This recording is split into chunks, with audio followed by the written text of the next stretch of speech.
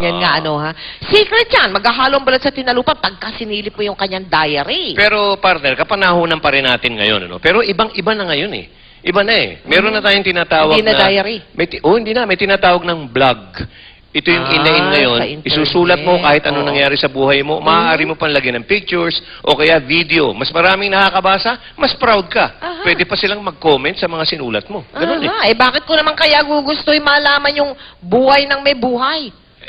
Ganyan nga kaiba ang panahon ngayon, ganyan kabilis Oo. ang sharing ng information ngayon dahil nga sa computer at internet. Mhm. Ang malupit dyan, partner, ang iba nga dyan, kumikita dahil sa pagbablog na yan. Kung paano Oh. sila kumikita, eto, panoorin nyo. Sige nga. Oo.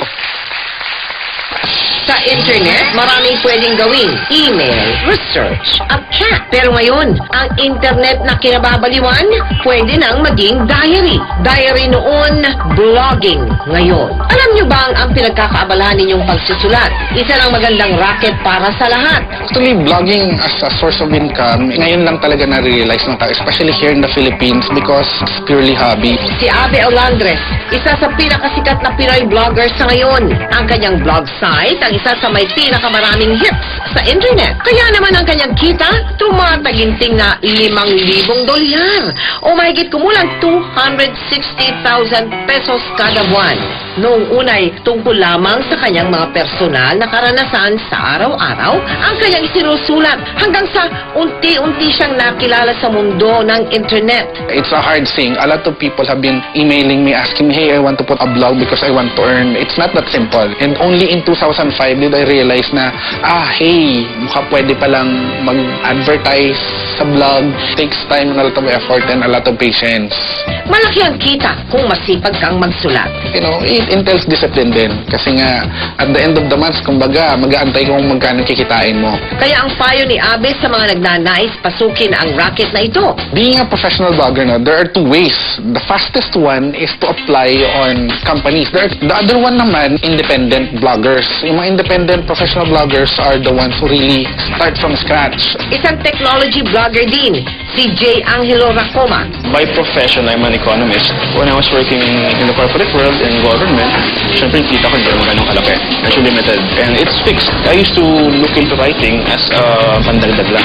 Pero nakita ko, parang mas malaki pa rin kinikita ko sa writing. Parang as sa blogging. And from experience, you can earn anywhere from, let's say, $300 a month to $1,000 a month. Karaniwang kumikita sa advertisements ang mga bloggers na tulad nila Jay at Abe sa mga banner ads, ad links, at kahit ang simpleng pag-click lang ng isang leader sa blog, ang ilan daw sa mga nagpapataas ng revenue income ng isang blogger.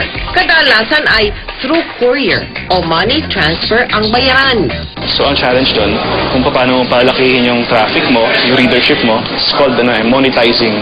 So the challenge is how you monetize your audience. Sa pangkalahatan ay isang magandang alternatibo pa rin daw ito, lalong-lalo na sa ating mga Pilipino.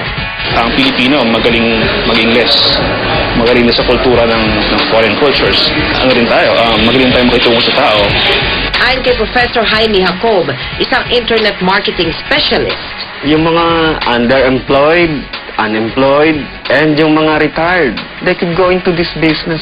The internet is the medium. patunay na nakaraang Philippine Web Blog Awards sa pagiging sikat ngayon ng blogging sa mga Pilipino.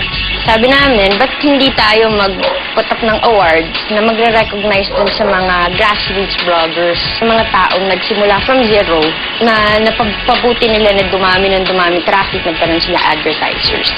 Sa mahigit 33 milyong Pilipino na walang trabaho, napakagandang oportunidad na ang blogging upang kumita in dollars pa. Okay na rin pala itong bagong racket na yan. Pasulat-sulat ka lang, may kita ka pa. Ganun eh. At sa aming pong pagbabalik, naku mga misis, napakaganda nito sapagkat meron na daw na inventong treatment para sa mga malakas maghilik na mister.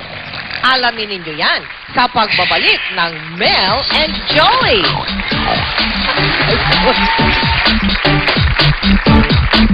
Full of